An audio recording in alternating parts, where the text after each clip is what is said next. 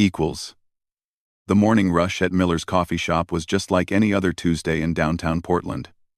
Steam rose from freshly brewed coffee, while the familiar sounds of grinding beans and clinking cups filled the air.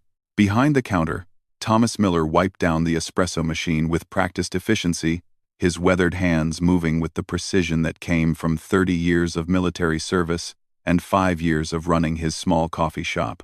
At 62, Thomas had found peace in the simple routine of serving coffee to his regular customers. The shop was modest, tucked between a bookstore and a flower shop on a quiet street corner.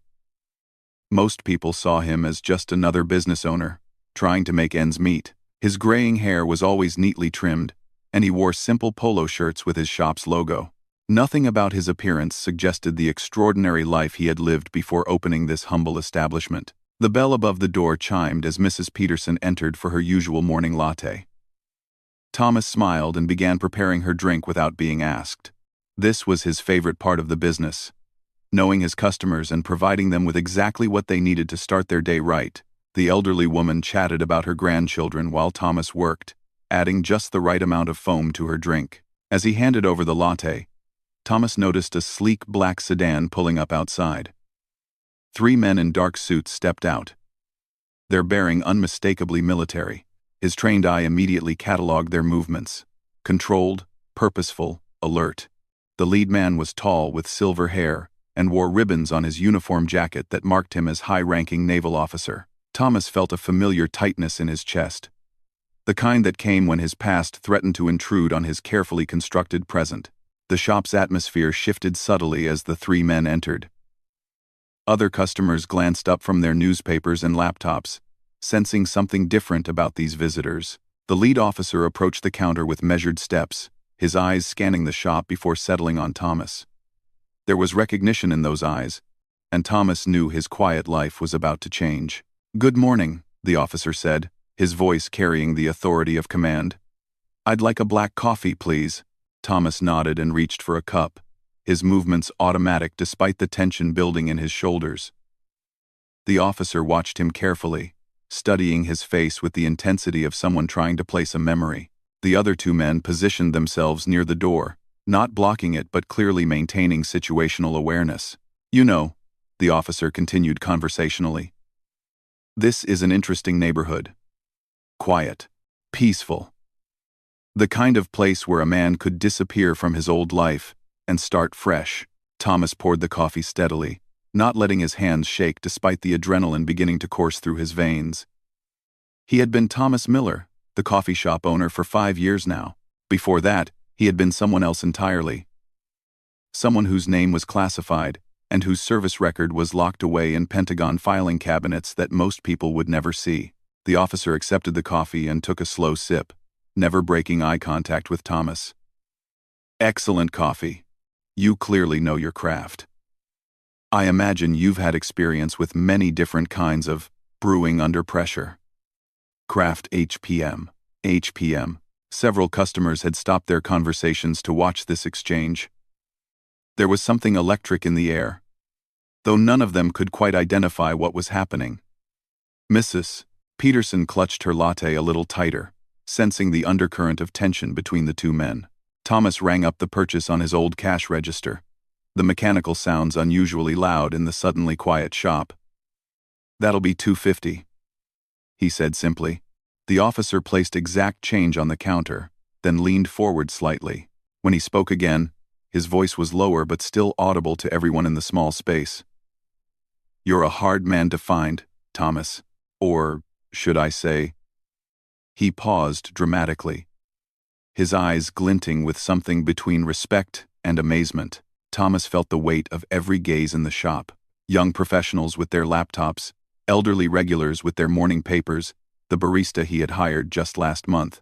All of them were watching this moment unfold. He had spent 5 years building this simple, ordinary life. 5 years of being just another small business owner in a city full of them. The officer straightened to his full height, and Thomas could see the decision forming in his eyes. Whatever had brought this man here, whatever investigation or mission had led him to a coffee shop in Portland, it was about to culminate in this moment.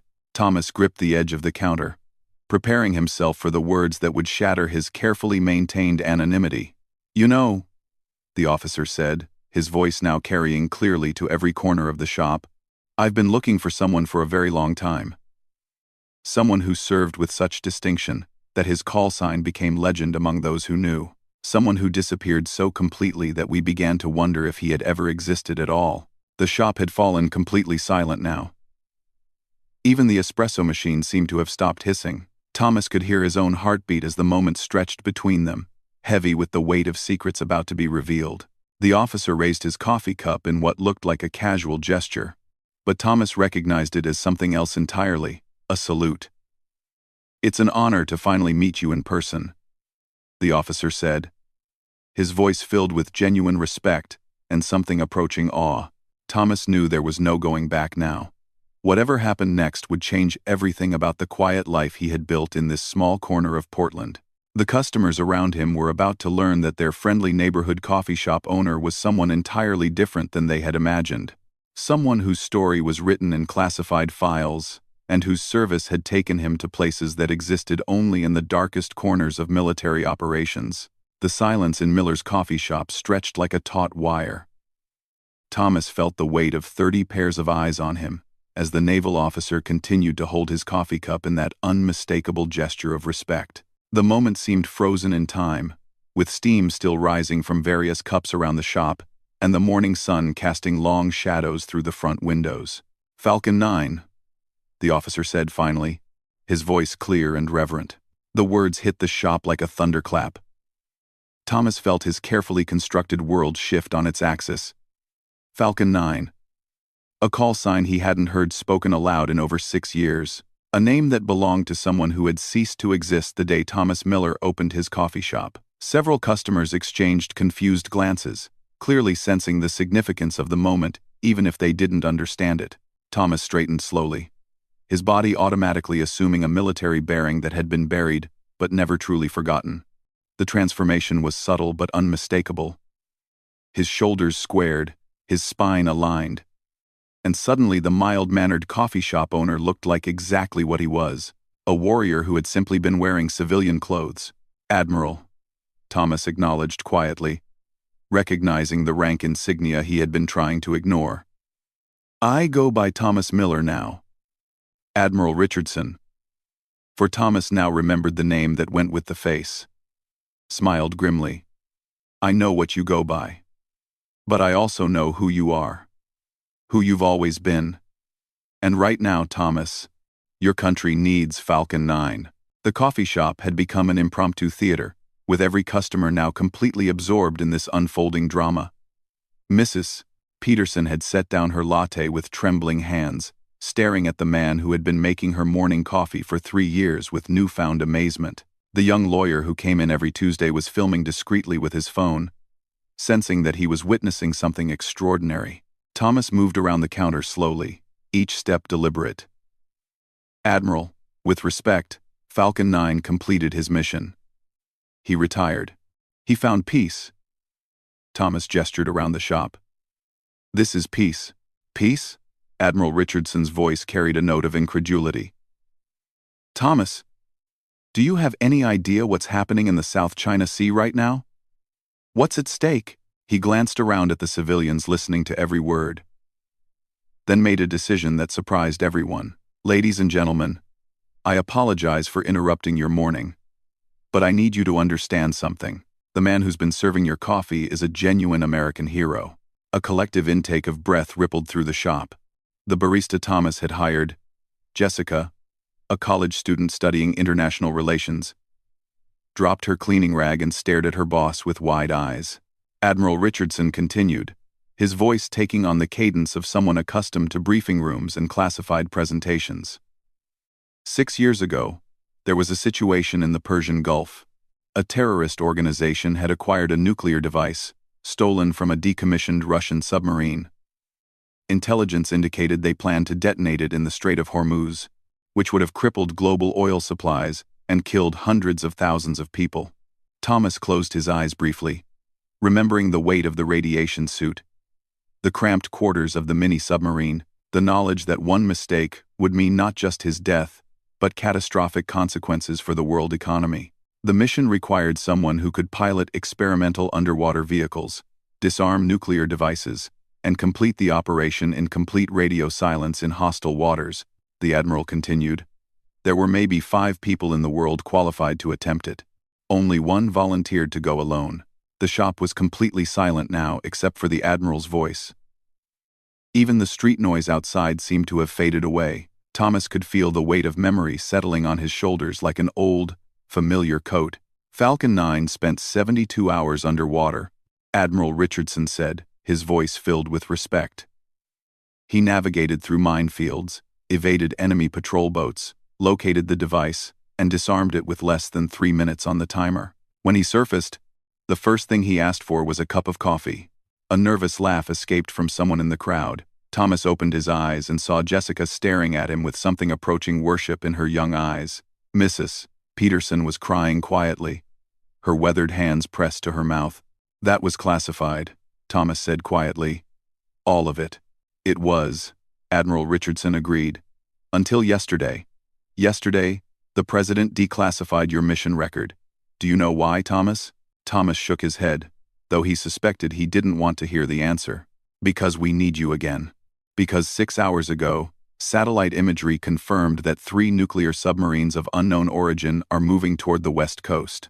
Their configuration doesn't match any known naval architecture, and they're operating at depths that should be impossible with current technology. The temperature in the shop seemed to drop 10 degrees. Thomas felt the familiar chill of operational necessity settling into his bones. Around him, customers were beginning to understand that they were witnessing something far more significant than a chance encounter. We've lost contact with 2 of our own submarines that were dispatched to investigate, Admiral Richardson continued. Thomas, we need someone who understands underwater warfare at levels that don't exist in any textbook. We need someone who can think like the enemy and stay alive in impossible situations.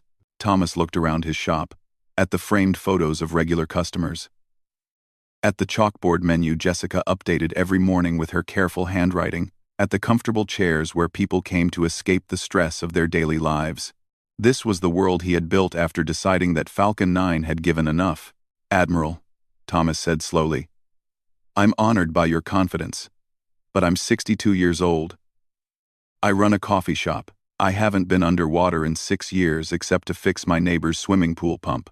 Admiral Richardson stepped closer, lowering his voice so that only Thomas could hear.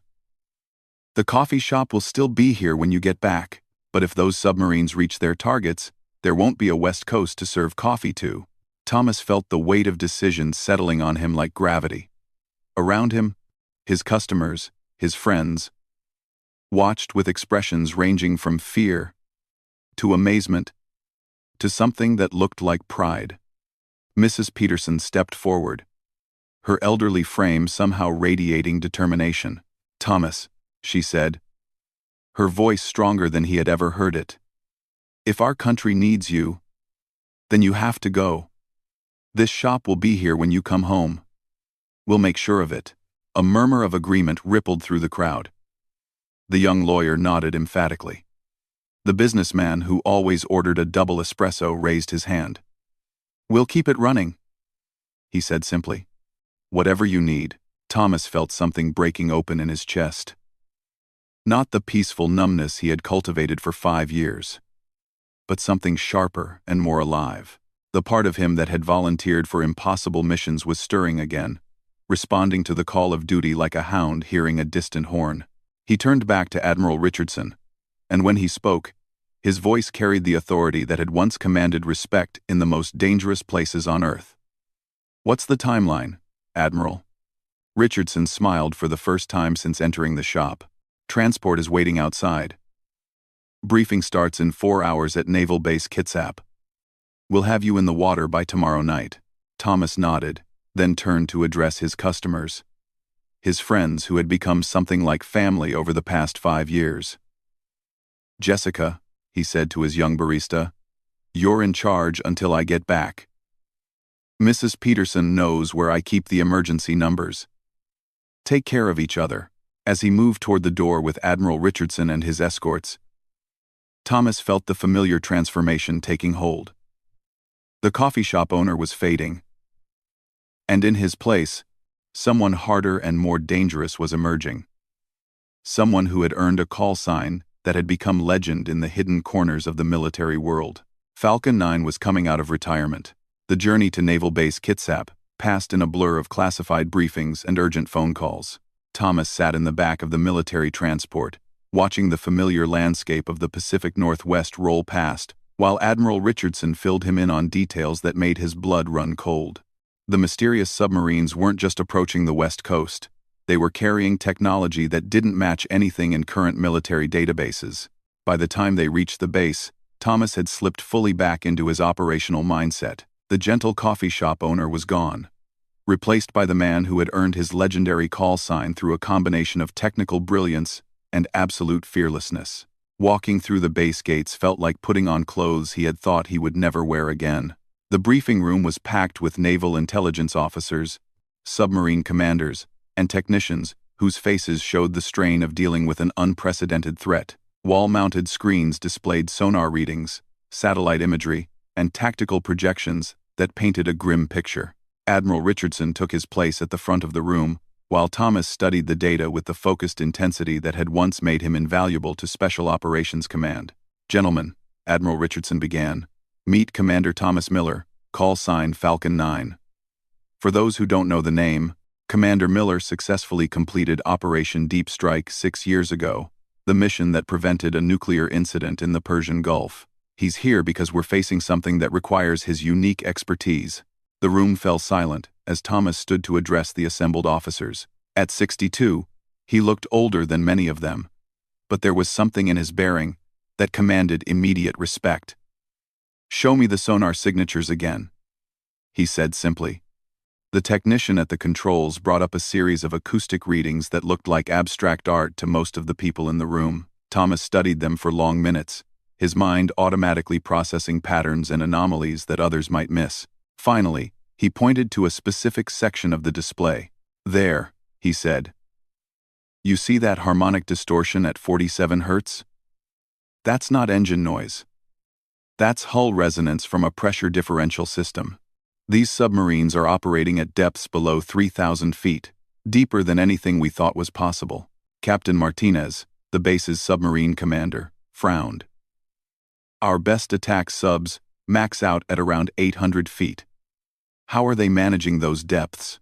Thomas moved closer to the screen, his finger tracing the acoustic pattern. "They're using variable pressure hulls, technology that adapts to depth changes in real time. The Russians were working on something like this 20 years ago, but the project was classified as impossible. Someone figured out how to make it work." The room buzzed with concerned murmurs. Admiral Richardson raised a hand for silence. "What does that mean for interception, Commander?" Thomas turned to face the room, his expression grim. "It means our conventional submarines can't reach them. We need something smaller, more maneuverable, and capable of extreme depth operations. We need the Nereid." Several officers exchanged glances. The Nereid was an experimental deep-sea vehicle that had been under development for over a decade. A one-man submarine designed for the deepest ocean operations. It had never been tested in combat conditions. "Commander," Captain Martinez said carefully, "the Nereid is still in prototype phase. We've never had a successful test pilot complete a full-depth mission." "Oh," Thomas smiled grimly. "Then it's time for a successful test. How quickly can you prep it for launch?" Ludus. The next 18 hours blurred together in a frenzy of preparation. Thomas underwent rapid medical evaluation, equipment fitting, and intensive briefings on the Nereid's systems. The submarine was unlike anything he had piloted before, more spaceship than traditional sub, with experimental navigation systems and weapons packages that existed nowhere else on Earth. Meanwhile, reports continued to stream in from the Pacific. The mysterious submarines had split into 3 groups, each heading toward a different section of the West Coast. Naval forces were scrambling to respond, but conventional weapons and tactics were proving ineffective against targets they couldn't reach. As Thomas suited up for the mission, Admiral Richardson approached with a secure communication device. "Your coffee shop called," he said with a slight smile. "Mrs. Peterson wanted you to know that they're keeping everything running smoothly. Jessica apparently makes excellent coffee, though she's asking for a raise when you get back. Thomas felt a unexpected warmth in his chest. A reminder of the life waiting for him beyond this mission. Tell them, I'll be home for the morning rush on Thursday. That's optimistic, Commander. This could take weeks.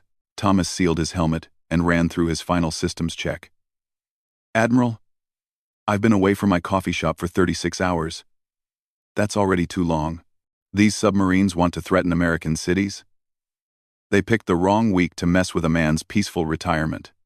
The Nereid launched from the base's deep-water facility just as the sun was setting over Puget Sound. Thomas felt the familiar sensation of descent as the experimental submarine dropped through layers of pressure and darkness that would crush conventional vessels.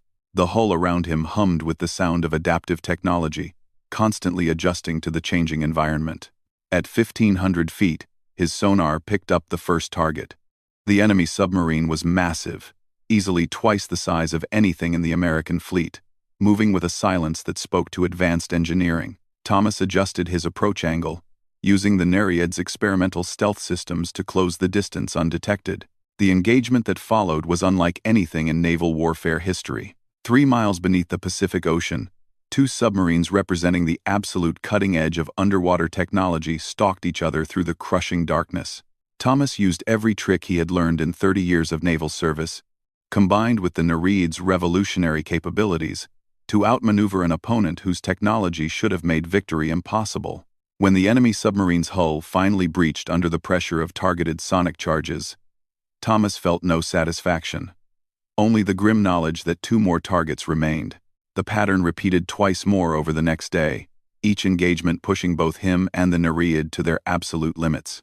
As the third enemy submarine settled onto the ocean floor, disabled but intact for later study, Thomas began his ascent toward the surface.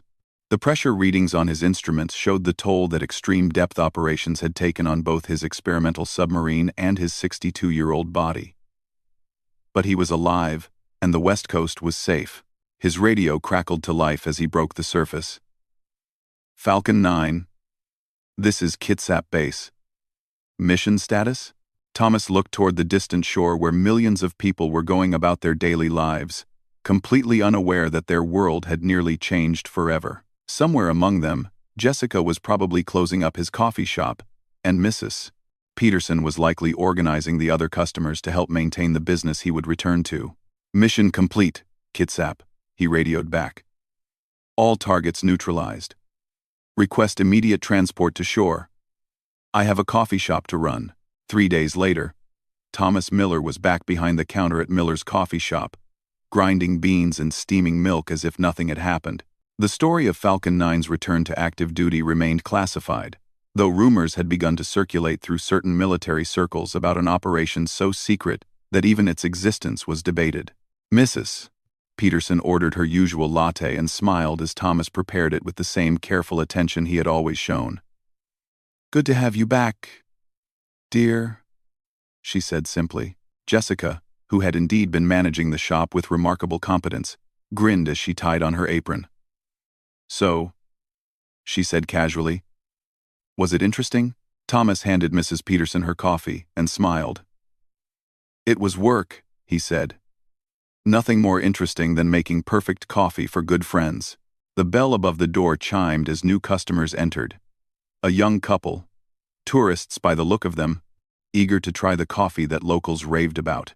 Thomas reached for fresh cups, content in the knowledge that some things were worth fighting to preserve, and that the most important battles were often fought not for glory or recognition, but for the simple right to serve coffee to friends on quiet Tuesday mornings. Outside the shop's windows, life in Portland continued its peaceful rhythm, protected by heroes who preferred to remain anonymous, and whose greatest reward was the chance to return to ordinary lives made extraordinary by the love they contained.